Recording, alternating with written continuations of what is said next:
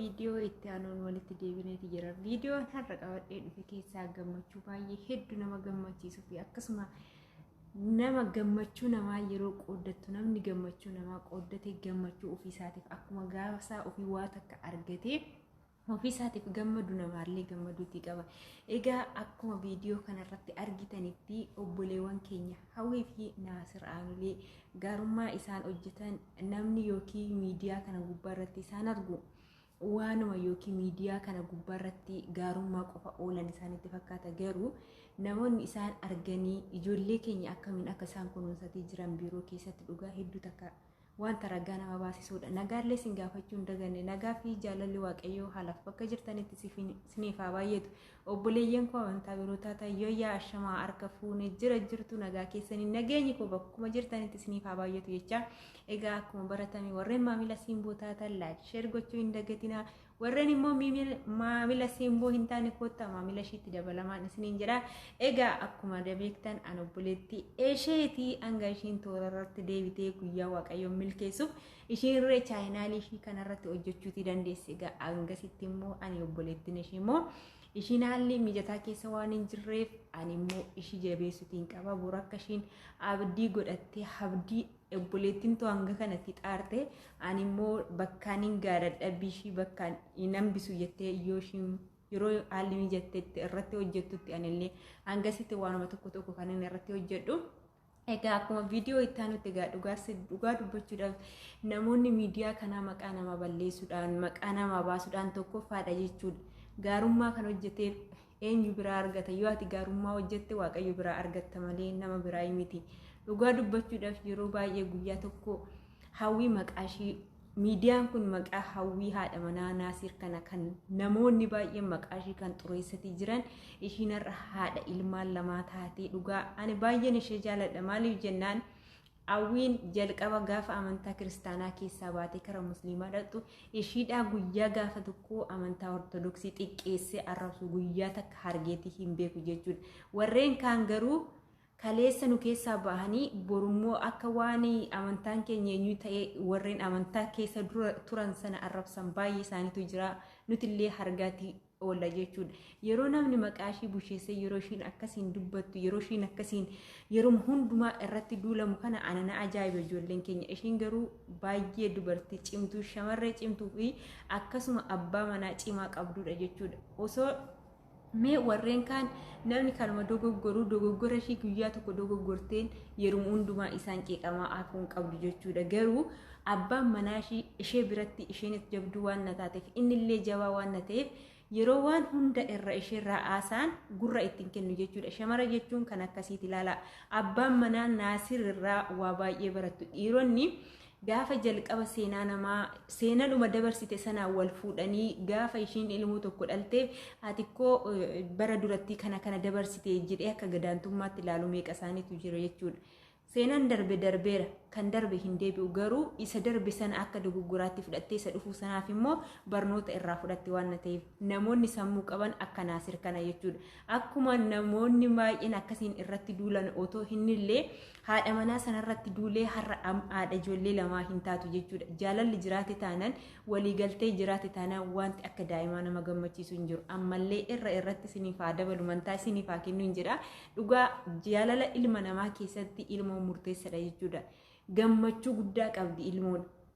Ilmoo keessatti gammachuu guddaatu argama, qabeenyatu argama, nageenyatu argama jechuudha. Gaafa daa'ima gidduu eenyu jettan daa'imti bohaarsituu sammuuti. Daa'ima keessan dhiisati daa'imman arabaatu gaafa wajjiniin jiraatanitti hanga wajjiniin jiraatanii gaafa immoo carraan keessaniin ga'ee kara biyya keessanii deemtan hangam akka keessi keessatti dhiphatee wajjiniin bochuu ni argitanillee warreen daa'ima guddisnee beeknu ni beekna jechuudha. Akka daa'ima keenya isatti dadhabnee ji'a 9 garaatti baatanii ergasii cinqii meeqa keessa darbanii daa'ima guddifatan dhiisati nummaan kun kan ijoollee arabaa guddisnu hangam akka nutti dhaga'amuu fi hangam akka daa'imti onnee namaa eenyu jettu ni beekna waan ta'eef. Kanaaf Hawwii cimtuu akkasuma abbaa manaa ishee cimaa kanarraa waa baay'ee barattu jechuudha. Namoonni baay'een jaalalumaan nama fuutanii otuma seenaa ati dabarsite seenaa gaaris ta'uu danda'a, seenaa xuraawas ta'uu danda'a. Namni guutuun namaa hin jiru. Hundi keenyayyuu hir'uudha. Ani guutuudha. waa takka balleesse hin beeku jechuu hin danda'u karaan ittiin balleesse hin beeku ta'uu danda'a beekes ta'e wallaales waa balleessuu hin danda'a waan ta'eef kanaafuu dhiironni tokko bakka dogoggora keetitti gaafa namni heesirraa jedhee yookiin miidiyaa kana fayyadamuutii dandeessa isa duraan dabarsite seenaa kee duraan dabarsite sana qabatanii warreen nama qeeqan atoo duratti akkas turte jedhanii kan lolatti kaasanii jireenya ishii jeeqanii jireenya ishii daaraaf qalbii godhan baay'ee isaaniitu jira jechuudha garuuti immoo warreen dhiiraa nama kanarraa maal hubattu naasir kanarraa maal hubattu jettanii ofuma keessaniif gaafii guddaa isiniif haa ta'u jechuudha guyyaa takka miidiyaa kanarraa feesbuukii dhaqxan taanan tiktookii dhaqxan taanan namni maqaa hawwiitiin hin daldalanne tasumaayyuu hin jiru jechuudha keessattuu maqaa hawwii kan xureessaa jiru xureessaa tureessi shamarran jechuudha yeroo baay'ee nuti waliif hin tollu jechuudha dhiironni maqaa nu busheessan waa takka yoo dogoggorte shamarran isaanuma warruma shamarranii sana warra dhiiraa sanatu sheer godhee ofirra wal biraan gaa osoo hin taane numa warra shamarraniiti sheer godhe kan keessanis ta'e karaa miidiyaatiin illee maaliif taanan dhiirotarraa sirriitti kan eenyu fayyadamu mana arabaa kana keessatti biyyoota arabaa keessatti dhiirotarra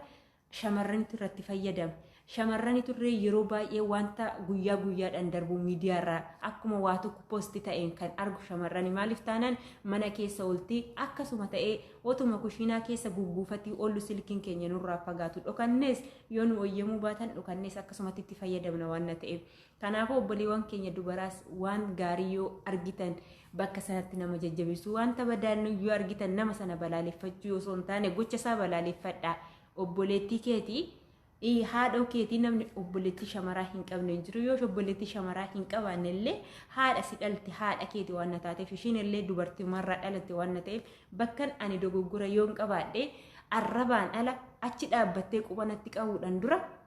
kootu obboleettii koo bakka kanatti dogoggortee kara lammataatti immoo wanti kun sin barbaachisu bakka kanatti si miidha yoo akkasitti fuufte jireenya keetu dukkanaa ta'a kanaafuu as deebi jedhanii wal gorsuu dhiisanii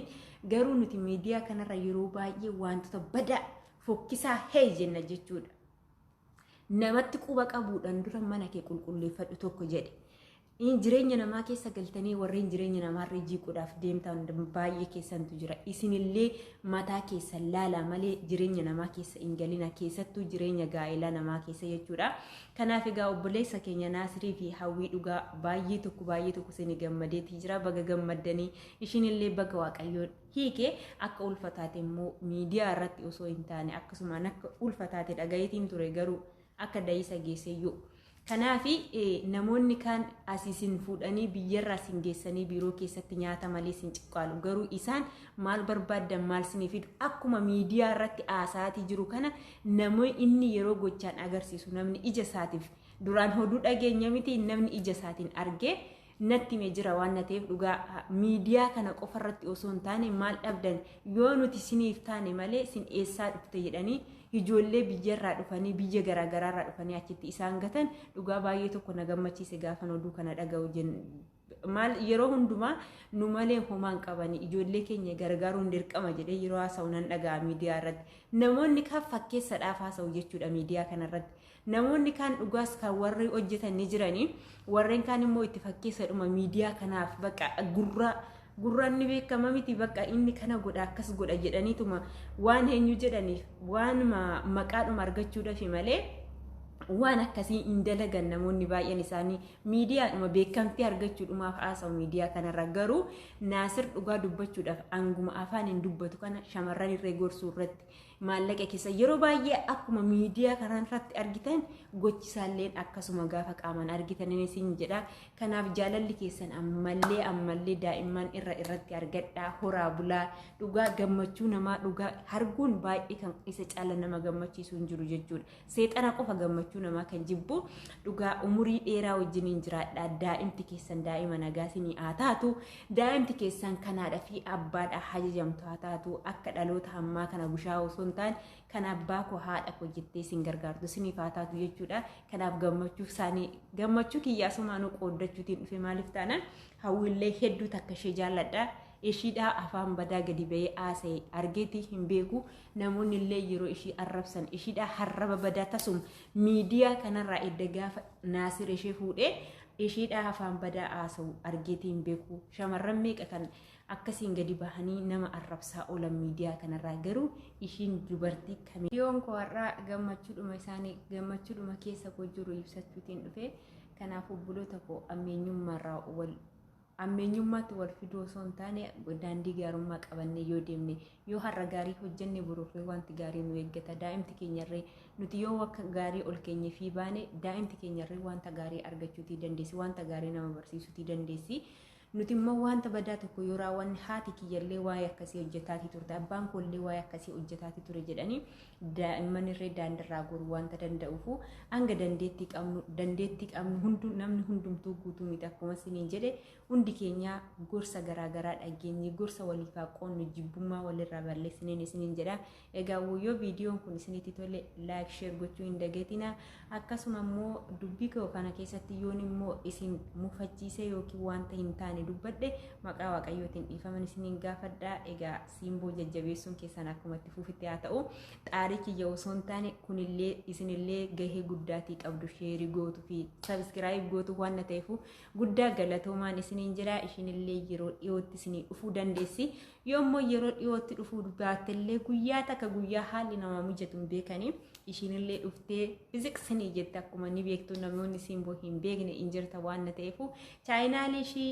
akkuma durattillee sabiskiraayibii gootaniif ammallee sabiskiraayibii godhaafiin isiniin jedha kanaaf viidiyoon koo asumarratti xumuraa guddaa galatoomaa ulfaadha.